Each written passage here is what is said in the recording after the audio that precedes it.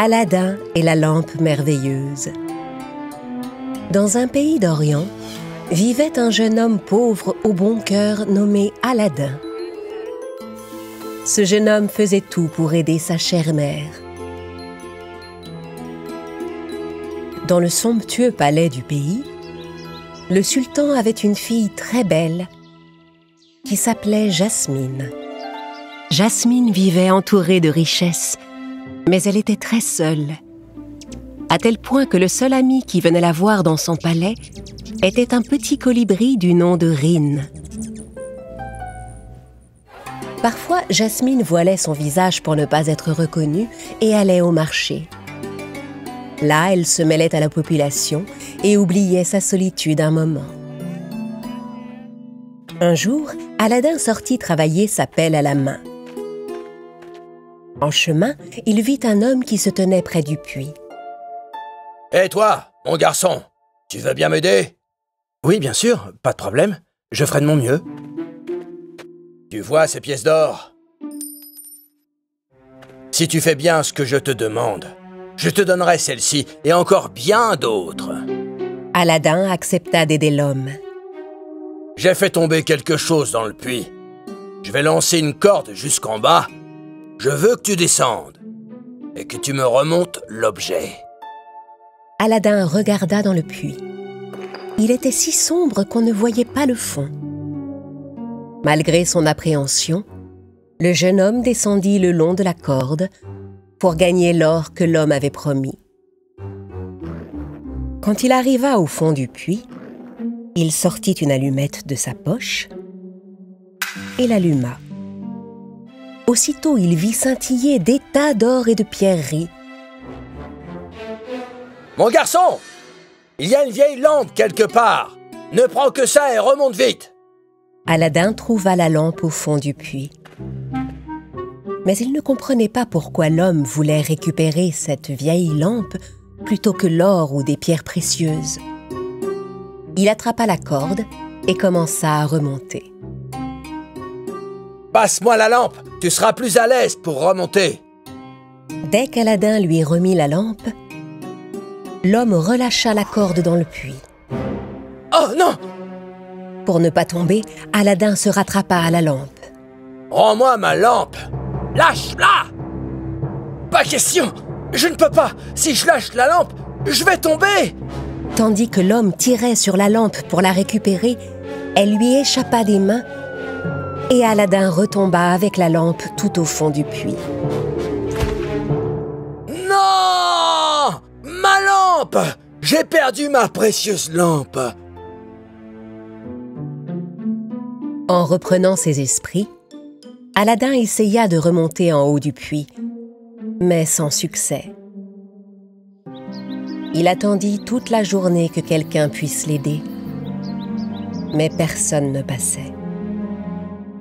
Aladin était désespéré. Il fit craquer une allumette et regarda autour de lui. Il remarqua une bague sur le sol.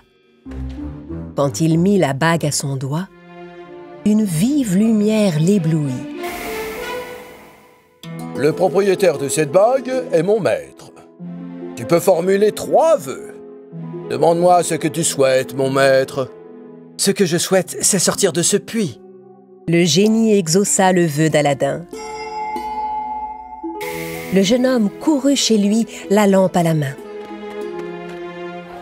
En chemin, il bouscula Jasmine, qui se promenait au marché. Le voile de Jasmine se décrocha et Aladin fut stupéfait par la beauté de la jeune fille. « Oh, excusez-moi, je suis très pressé. Je vous demande pardon !» Aladin continua sa course sans se douter de qui elle était. Et Jasmine, qui le regardait s'éloigner, tomba aussitôt amoureuse du jeune homme. En arrivant chez lui, Aladin raconta à sa mère tout ce qui s'était passé. Sa mère décida de nettoyer la vieille lampe pour la vendre. Elle commença à frotter la lampe quand un nuage de fumée envahit la pièce et soudain un génie apparut devant eux. « J'étais dans cette lampe depuis tellement longtemps. Vous m'avez délivré. Demandez-moi tout ce que vous voulez. » Aladin et sa mère échangèrent un regard perplexe. « Je voudrais une table couverte de fruits, de miel et de lait. » Soudain, une table couverte de nourriture apparut devant eux comme par magie. Au bout de quelques mois, Aladin et sa mère étaient devenus très riches grâce au génie. Mais tout ce temps, Aladin ne pensait qu'à la belle jeune fille qu'il avait bousculée au marché. De son côté, le sultan avait appris que sa fille sortait régulièrement en secret et il était très fâché. Il l'enferma dans sa chambre. Jasmine passait ses journées dans sa chambre à rêver d'Aladin. Un jour, le sultan fut informé de la richesse d'Aladin. Il le fit venir au palais pour comprendre comment il avait fait fortune. « Votre Majesté, à votre service, vos désirs sont des ordres. » J'ai entendu dire que vous étiez extrêmement riche. Je vous demande de m'offrir un immense palais et 40 soldats portant des coffres remplis d'or. Et si vous êtes aussi riche qu'on le prétend. En quittant le palais, Aladin croisa Jasmine et se rendit compte que cette belle princesse était la jeune fille qu'il avait bousculée au marché. Il rentra immédiatement chez lui pour retrouver le génie. « Tu as vu, Rin? C'était lui, le garçon que j'ai rencontré au marché. » Jasmine courut vers son père pour l'implorer. « Oh mon sultan, mon cher père, je suis amoureuse de ce jeune homme. Je voudrais l'épouser et passer ma vie auprès de lui. » Attends encore un peu. Voyons d'abord s'il accède à mes demandes. Aladin s'empressa de transmettre les vœux du sultan au génie. D'un claquement de doigts, le génie fit apparaître un immense palais et 40 soldats portant des coffres remplis d'or. « Merci beaucoup, génie. Si seulement je pouvais épouser Jasmine. » Le lendemain, Aladin arriva au palais avec ses 40 soldats. En voyant les soldats chargés d'or, le sultan fut très impressionné par la richesse du jeune homme. Et il donna à Aladin l'autorisation d'épouser sa fille. La semaine suivante, Aladin et Jasmine se marièrent en grande pompe. Un jour, alors qu'Aladin était sorti, un marchand se présenta au palais. « Je récupère vos vieux objets. Je vous débarrasse des vieilles choses. Donnez vos vieux objets !» En entendant cela, Jasmine jeta la vieille lampe par la fenêtre pour la donner au marchand. Mais ce marchand était le méchant homme qui avait abandonné Aladin dans le puits. Il récupéra la lampe, la frotta et demanda au génie de transporter le palais et la princesse très loin de là. Le génie obéit à ses ordres. À son retour, Aladin découvrit que le palais et la princesse avaient disparu. « Ma princesse et mon palais! Où sont-ils partis? Tout a disparu. » Aladin sortit la bague qu'il avait trouvée dans le puits. Quand il la mit à son doigt, tout s'illumina autour de lui et le génie de la bague apparut. « Quel est ton désir, mon maître? Il te reste encore 2 vœux à exaucer. » Aladin demanda à rejoindre Jasmine. Le génie frappa dans ses mains et Aladin se retrouva sur un tapis volant.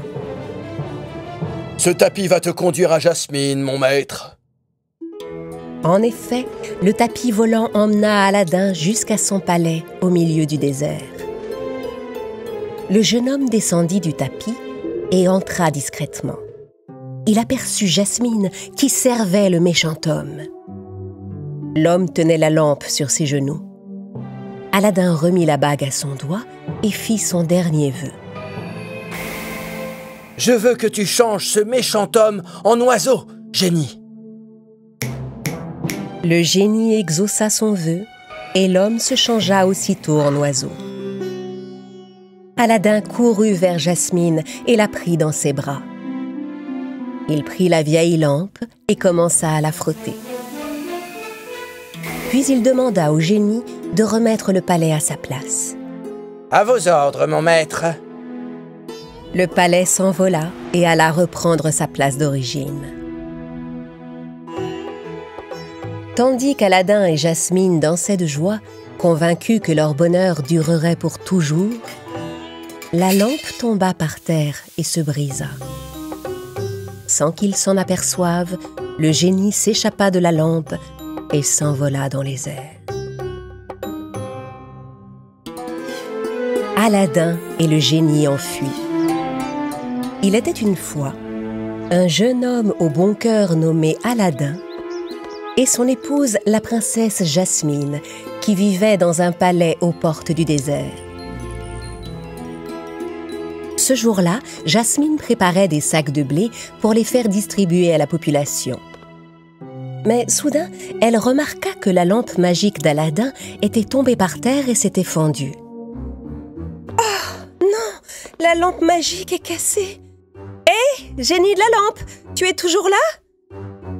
Jasmine avait beau frotter et secouer la lampe, le génie ne sortait pas. Elle alla aussitôt avertir Aladin. « Aladin, viens voir vite! On dirait que le génie s'est échappé de la lampe !» Aladin prit la lampe et essaya de la frotter à son tour, mais sans résultat. « Il faut absolument retrouver le génie, Jasmine. Il ne doit pas tomber entre les mains de mauvaises personnes. » Aladin courut en ville à la recherche du génie de la lampe. En attendant, Jasmine décida de réparer la lampe magique.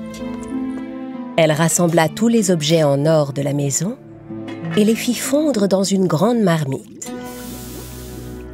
Puis elle appliqua le métal fondu sur la lampe pour colmater la fracture.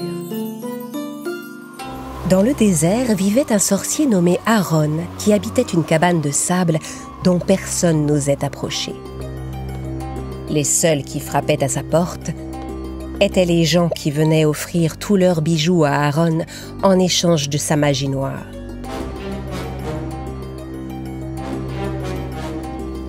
Alors qu'il préparait une potion dans son chaudron, Aaron vit un corbeau entrer chez lui. Il se demanda ce qu'un corbeau faisait en plein désert. L'oiseau renversait tout sur son passage et semblait agité. « Hé, hé! Oiseau sans cervelle! Qu'est-ce que tu viens faire ici ?» Le corbeau semblait vouloir dire quelque chose à Aaron en voltant autour de lui. Exaspéré par l'oiseau, Aaron se mit à lui jeter des flacons de potions. Le corbeau esquivait chaque flacon avec agilité et continuait de s'agiter. Alors le sorcier se dit que cet oiseau devait être magique.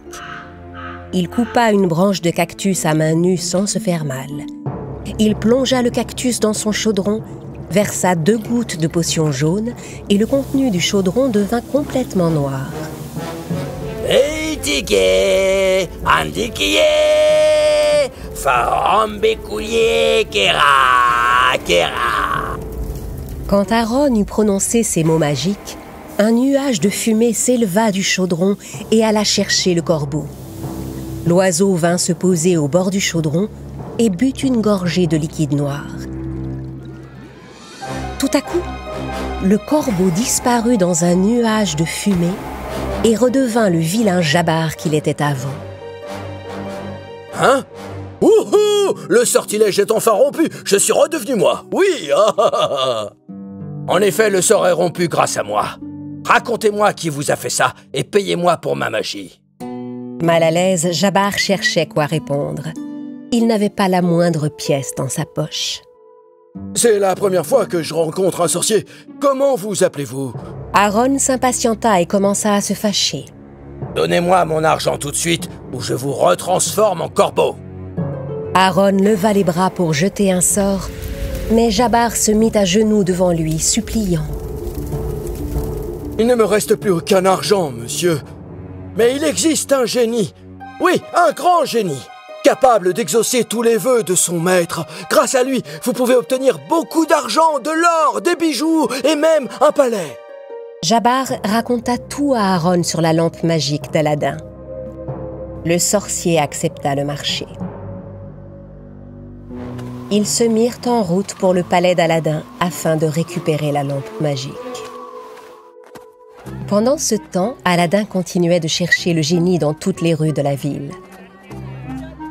Mais il n'y avait aucune trace du génie enfui. Soudain, il vit des gens courir vers lui, pris de panique. « Aidez-nous! Un génie nous vole nos marchandises et déchire tous nos tissus !» Aladin courut dans la direction indiquée par les gens. Il aperçut soudain le génie à la fenêtre d'une petite maison. Tandis qu'Aladin sautait de toit en toit pour atteindre la maison où se trouvait le génie, celui-ci disparut dans un nuage de fumée bleue. Ne sachant plus que faire, Aladin se mit à fouiller les maisons une par une. Pendant ce temps, le sorcier Aaron et Jabbar arrivèrent au palais. Ils se faufilèrent derrière les gardes et entrèrent discrètement. La lampe scintillait juste devant eux. Jabbar s'apprêtait à s'emparer de la lampe quand la princesse Jasmine, qui transportait les sacs de blé, arriva. Jasmine fut stupéfaite de voir Jabbar et un sorcier dans son palais. Jabbar, vous ici? Qu'est-ce que vous faites chez moi, sale voleur? Je suis venu récupérer ce qui est à moi, princesse. Ma lampe magique. Jabbar se précipita pour s'emparer de la lampe. Il la frotta encore et encore, mais aucun génie n'en sortit. Espèce d'incapable, laisse-moi faire! Reposez cette lampe! Aaron prit la lampe à son tour et la frotta, la secoua, mais comme rien ne se passait, il se mit très en colère. Si tu t'es moqué de moi, je te transforme en misérable ver de terre. Jasmine expliqua alors aux deux hommes que le génie n'était plus dans la lampe. Quand il apprit que le génie s'était échappé, Jabbar s'empara de la lampe et s'enfuit par la fenêtre. Aaron le regarda s'éloigner, furieux. Il ordonna à Jasmine d'apporter tout l'or de la maison. « Mais il n'y a plus un seul gramme d'or dans cette maison. J'ai tout fait fondre pour réparer la lampe. » Aaron était hors de lui de voir qu'il n'obtiendrait aucun paiement, ni du palais, ni de Jabbar. Il tendit les mains pour jeter un sort et fit apparaître un sablier magique. Kumata bicante, kudigwenta kuti. À ces incantations, Jasmine devint minuscule et se retrouva soudain enfermée dans le sablier. « Oh non! Qu'est-ce que vous m'avez fait ?» Le sorcier lui dit que s'il ne lui amenait pas le génie avant 3 jours, elle resterait prisonnière du sablier pour toujours. Puis il agita sa cape et disparut. En rentrant au palais les mains vides, Aladin chercha Jasmine partout sans la trouver. À l'aide, soudain, Aladin! Il entendit une petite voix entre les sacs de blé. À l'aide! Aladin, je suis là! Regarde par ici! Entre les sacs! Aladin se pencha vers les sacs et fut stupéfait de trouver la princesse Jasmine enfermée dans le sablier. Il devait retrouver la lampe magique et le génie pour la délivrer. Aladin était prêt à tout affronter pour sauver son amour. Mais les rêves de liberté du génie de la lampe avaient déjà causé de terribles conséquences.